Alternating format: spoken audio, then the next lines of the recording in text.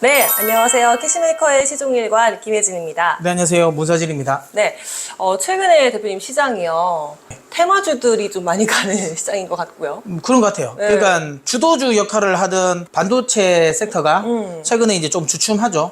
그 다음에 전력망도 워낙 많이 가서 좀 주춤한 것 같고, 한동안 그래서 화장품 섹터들이 좀 많이 갔다가 최근 들어서는 역시나 또 많이 요즘엔 또 알 수 올랐기 없는 게, 때문에 그렇죠. 좀 약간 주춤하다 보니까 어쨌든 시장이 주도주 역할을 하던 애들이 살짝 주춤하다 보니까 좀 테마주 성격이 장세가 좀 된 것 같긴 하네요. 맞아요. 그래서 또 오늘은 그거와 관련된 뭐 테마라고 할 수 있을까요? 테마 맞을 것 같아요.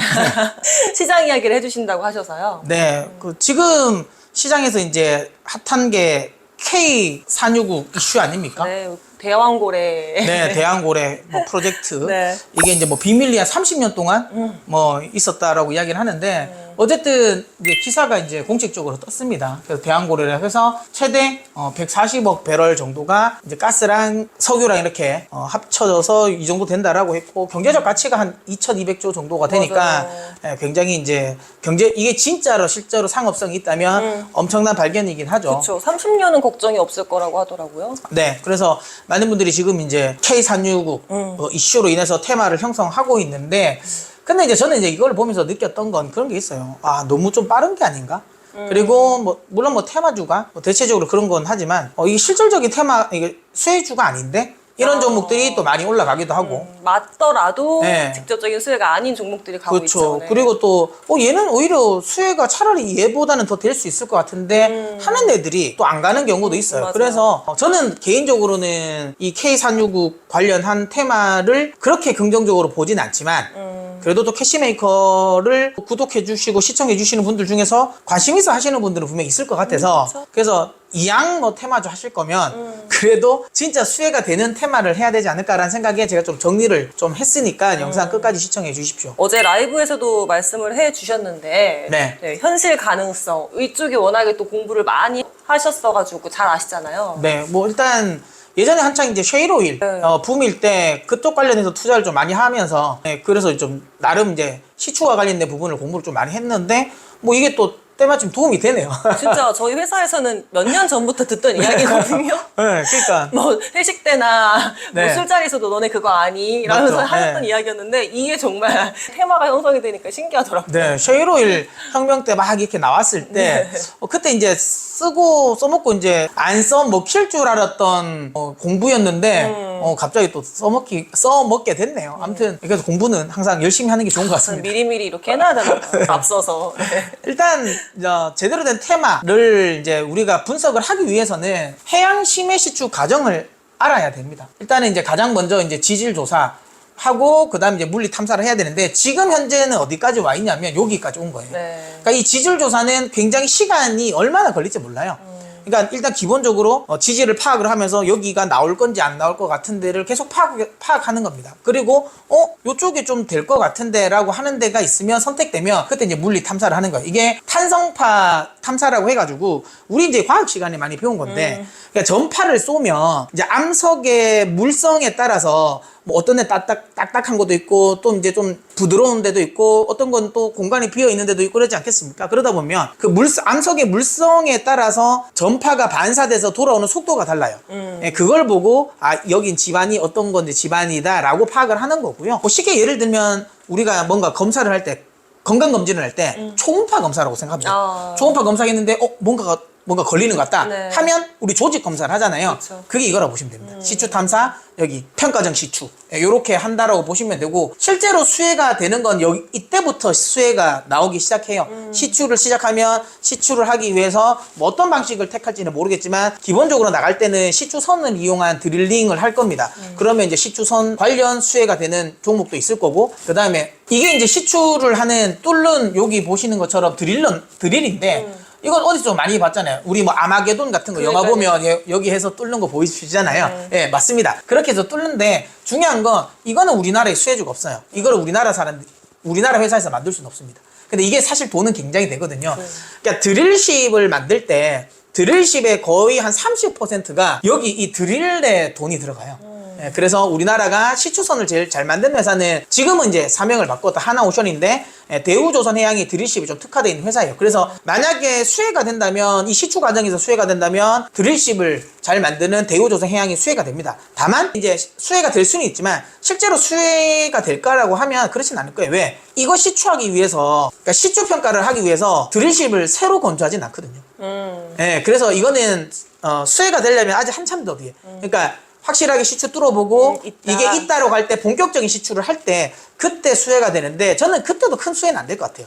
왜냐하면 이미 있는 드릴십이 많아요. 그렇죠. 그리고 놀고 있는 드릴십이 글로벌적으로 되게 많아요. 그래서 새로운 시추선을 발주할 필요는 저는 없다고 보고 있고 그래서 시추선 관련 쪽에서는 모멘텀은 저는 크진 않다고 생각합니다. 근데 어제는 많이 올랐죠. 근데 오늘 다시 이제 빠지잖아요. 예, 그래서 제가 보기엔 그렇게 크게 수혜는 되지 않는다라고 생각을 하고 있고요. 그리고 이게 구멍만 뚫으면 되는 게 아니라요. 여기 흙에 이제 안반을 깨고 나면 이걸 그냥 가만히 놔두면 무너지겠죠. 그러니까 이거를 흔히 말하는 터널 공사하듯이 안반이 무너지지 않게 기둥 역할을 해주는 게 필요합니다. 그게 에너지용 유정관인데 요 사이사이 들어갈 때마다 요런 관관을 요렇게 삽입을 해서 여기 안 무너지게 하는데 여기에 수혜가 되는 게 세아제강, 에너지용 유정관관 이를 했던 회사들이 뭐 쇼스틸이라든지 그 다음에 이 세아제강 같은 경우는 실질적으로 수혜가 되는 회사가 맞습니다. 그래서 시추 과정에서 시추 평가 과정에서도 이쪽은 좀 수혜가 되고요. 그 다음에 뭐 그런 식으로 해서 이렇게 시추 평가가 이루어진다라고 보시면 될 것 같아요. 자, 그렇게 해서 이제 시추가 되고 나면 거기서 뽑아 올린 걸 가지고 아 이게 경제적으로 채산성이 있는지 없는지를 이제 평가하는 거죠. 본격적인 이제 유전 개발을 하는 거죠. 그리고 이제 생산을 하는 건데 중요한 건 앞 단계에서 여기 실질적으로 본격적으로 생산하는 요 기간까지 걸리는 시간이 심해 유전 같은 경우는 평균 4년이에요. 근데 지금 우리가 동해안에 있는 거 심해는 아니더라고요. 그렇다 그런 거 보면 평균 요거보다 짧을 거예요. 한 2년 정도로 예상이 되는데 지금 정부는 한 내년 상반기 좀 길면 연말 정도에는 한다고 했는데 제 생각에는 조금 길어질 것 같아요. 빨라도 저는 내년 연말 정도라고 저는 생각을 하거든요. 그래서 그 정도 것 같고 그리고 이제 요거 그러니까 아 이거 돈이 되겠다라고 생각하면 본격적으로 캐야 되겠죠. 그쵸. 그렇게 캘 때 이제 요런 식의 우리 흔히 말하는 많이 봤잖아요. 해양 플랜트부터 해서 어떤 식으로 원유를 시추하냐라는 건데요. 뭐 육상 리그는 의미가 없고요. 바지선으로도 못할 겁니다. 제가 이거보다 훨씬 더 멀을 것 같고요. 제 것보다도 제 생각에는 요 라인이지 않을까 싶긴 하거든요. 픽스드 플랫폼으로 해가서 여러분들이 우리가 다 알고 있는 많이 봤던 거 바다에서 가스 캐는 많이 봤던 거 지금 제7강구나 이쪽에서 지금 다 하고 있는 게 요거거든요. 요거를 제가 보기에는 설치할 가능성이 높다라고 보고 만약에 실질적으로 픽스드 플랫폼을 설치를 하면 여기서 수혜되는 건 여기에 구조물 하부 구조물을 담당하는 SK 오션 플랜트 이런 것들이 좀 수혜가 되죠. 그리고 여기에 관련 이제 관관을 납품하는 이것도 뭐 세아제강이 또 수혜가 될 수 있는 환경이라고 보시면 됩니다. 물론 부유식 타입으로 하면 삼성중공업이 꽤 수혜가 될 수 있거든요. 근데 지금 현재 보면 부유식 타입은 안 할 것 같긴 하거든요. 그래서 어떤 식으로 시추가 되냐에 따라 좀 다르긴 할 건데 만약에 부유식으로 한다면 삼성중공업이 수혜가 되고요. 부유식이 아니다 픽스드 플랫폼 방식으로 한다면 SK 오션 플랜트가 수혜가 될 겁니다. 이거는 나중에 결정될 것 같은데 저는 개인적인 생각은 이걸 것 같아요. 그래서 지금 최근에 SK 오션 플랜트 좀 움직이고 있는데 뭐 그렇게 가능성은 있다라고 생각이 듭니다. 자, 근데 이제 여기서 이제 우리가 현실적으로 따져봐야 되는 거예요. 그래서 아 이렇게 하는 과정에서 수혜가 되네 어떤 종목인지 알 것 같은데 중요한 건 이게 정말 테마를 넘어서 트렌드로 될 수 있을 거냐라는 거예요. 이건 쉽지 않을 것 같아요. 걸림돌이 너무 많다. 그러니까 기본적으로 해양 시추 같은 경우가 성공 확률이 낮아요. 평균적으로 글로벌적으로 한 10%? 한 10개 정도 공략하면 한 1개 정도 나올까 말까 이거든요. 그래서 이게 실제로 거기에 뚫었는데 가스가 나올지 안 나올지도 몰라요. 그렇죠. 이게 정말 바로 옆에 있었는데 자칫 옆을 시추했다가 네. 실패하는 경우도 많다고 하더라고요. 그래서 평균적으로 좀 많이 뚫죠. 주변에 네. 뭐 한 하나는 뚫린 게 아니라 한 네다섯 개 정도 뚫으니까. 우리 일단 5개를 뚫는다고 했잖아요. 네, 뭐 그런 식으로 해서 일단 기본적으로 실제로 이제 나올지 안 나올지도 모르는 거고. 그 다음에 또 중요한 건 어쨌든 이걸 확인하는 데까지 시간이 꽤 걸려요. 아까도 말씀드린 것처럼 상업화가 확인되는 데까지만 1년이 넘어요. 이걸 가지고 예를 들어 1년 이상 테마로 끌고 갈 수 있을까라는 거죠. 그리고 핵심은 이거예요. 지금 현재 수혜주라고 가장 강하게 움직이는 것들이 실제로 수혜가 되려면 엄청 오래 기다려야 돼요. 그러니까 최종적인 상업화가 돼야지 돼요. 상업화가 됐을 텐데 상업화까지 되려면 10년 걸리거든요. 그쵸. 그러니까 이미 10년의 기대감을 지금 땡겨온다는 거잖아요.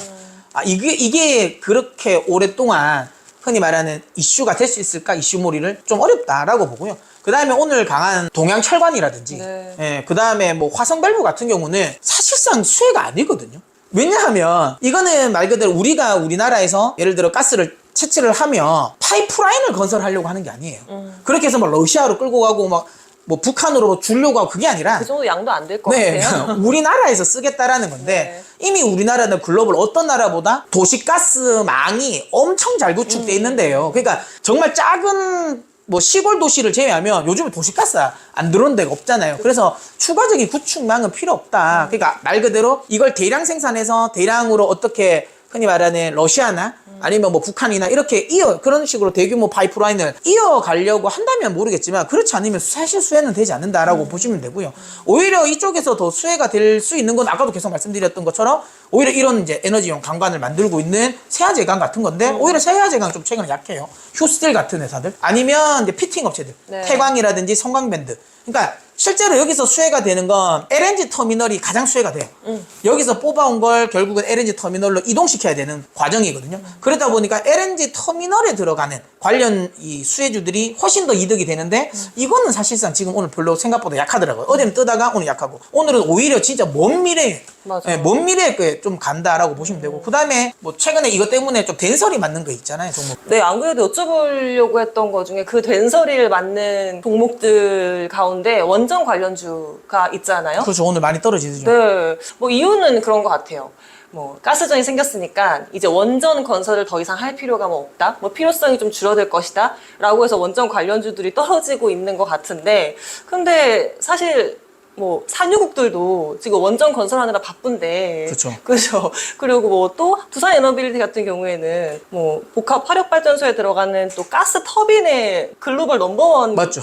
기업이잖아요. 네. 근데 이렇게 하락하는 게 뭐 어떻게 생각해야 될까요, 진짜? 그러니까 우리 부사장님처럼 생각을 하면 우리나라 주식을 못 하는 거예요. 아, 그런 합리적인 생각을 가지시면 테마주는 못 해요. 아, 못 삽니다. 여러분 느끼시지 않습니까? 이렇게 합리적인 생각을 하면 우리나라 테마주는 못 합니다. 이유는 없어요. 그냥 빠지는 겁니다. 역시 매콤하네요. 네. 주식이 매워요, 매워. 네. 그걸 너무 깊게 생각하면 아. 예, 안 됩니다. 그러니까 합리적으로 생각하실 거면 테마주는 하는 건 아니고요. 그래서 저는 오히려 이럴 때 뭐 두산 에너빌리티는 오히려 차라리 매수가 맞죠. 만약에 평소에 두산 에너빌리티를 관심 있어 하셨다면 했는데 최근에 올라서 못 사셔서 아쉬워했다면 네, 그럼 오히려 이런 것들은 사는 게 맞고요. 실제로 테마라는 건 그런 것까지 다 신경 써서 하면 예, 사실 못하죠. 예, 그래서 그냥 내 생각 다 내려놓고 온전히 그냥 테마에만 집중하겠다. 눈치 싸움 한번 네, 해보겠다. 그렇게 하실 분이라면 해보셔도 된다. 어쨌든 지금 현재 가장 핫한 이슈는 맞거든요. 그러니까요. 그러니까 저는 생각이 제 예상입니다. 한 일주일 갈 것 같아요.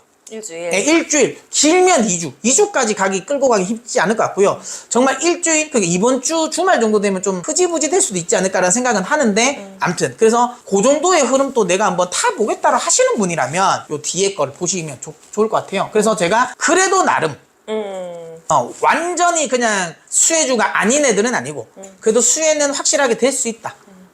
로 생각하는 옥석 가리기를 한 종목은 요 종목들인데요. S&T 에너지입니다. 이거는 우리 부사장님이 소개시켜 주셨던 종목이고 네. S&T 에너지는 그때 부사장님 소개시켜 주셨을 때도 말씀드렸던 거 그러니까 공냉식 열 관리기인데 이게 플랜트 그다음에 복합 화력 발전 이런 것들이 나올 때 열을 식혀줘야 됩니다. 내륙에 열을 식혀줘야 되기 때문에 당연히 여기가 수혜가 될 수밖에 없는 회사라고 보시면 됩니다. 이거는 합리적으로 수혜가 될 수 있습니다. 그러니까 뭐 아까 말씀드렸던 것처럼 화성밸브라든지 동양철강 같은 그런 종목은 또 아니라고 보시면 되고요. 한국가스공사 아까도 말씀드렸지만 10년 후를 기다려야 되긴 한데 어쨌든 기본적으로 우리나라에서 가스가 나온다는 것 자체가 그만큼 조달 코스트를 낮출 수 있는 거니까 수혜가 되는 건 맞죠. 하지만 뭐 다시 한번 말씀드리지만 이거를 기다리는 거 10년. 근데 뭐 나머지들도 다 그래요. 다 10년 넘어야 되는 거고.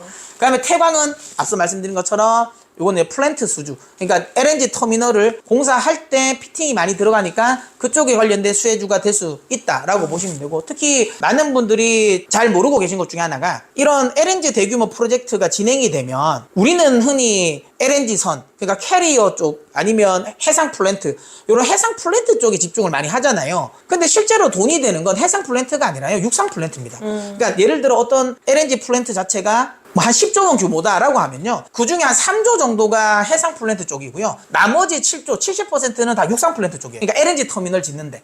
이쪽에 많이 쓰이기 때문에 뭐 그쪽 관련 부분에서도 태강은 수혜가 된다. 이렇게 보시면 되고요. 그 다음에 앞서 말씀드린 것처럼 에너지, 유종광. 우리나라에서 가장 경쟁력이 있는 회사 세아제강이라고 보시면 되고, 그 다음에 앞서 말씀드린 것처럼 시추를 하는 게 픽스드 플랫폼이라면 SK 오션 플랜트가 또 가장 수혜가 된다라고 보시면 될 것 같아요. 물론 어떤 것들이 더 강하게 테마를 탈지는 사실은 모르겠습니다. 저는 개인적으로 이런 이야기 드리고 싶으니까 이거 살 돈이면 그냥 반도체나 화장품이나 전력망을 더 사셨으면 좋겠어요. 이거 살 돈이면. 하지만 나는 그래도 적극적으로 테마에 한번 몸을 한번 실어보겠다라고 하시면 그래도 이제 지금 현재 수급이 좀 쏠려 있는 쪽에 집중하시는 게 좋지 않을까라는 생각을 하고, 그리고 내러티브가 있는 종목으로 보신다면 이 종목을 관심 있게 보셨으면 좋겠고요.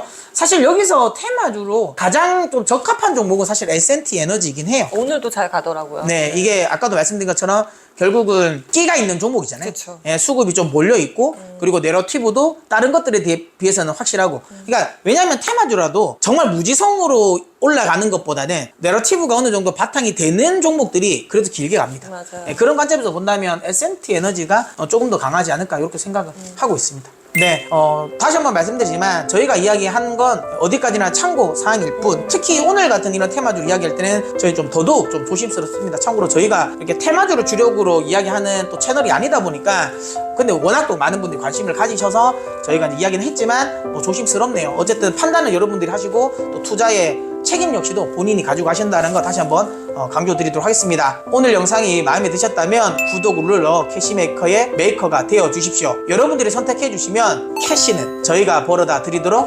하겠습니다.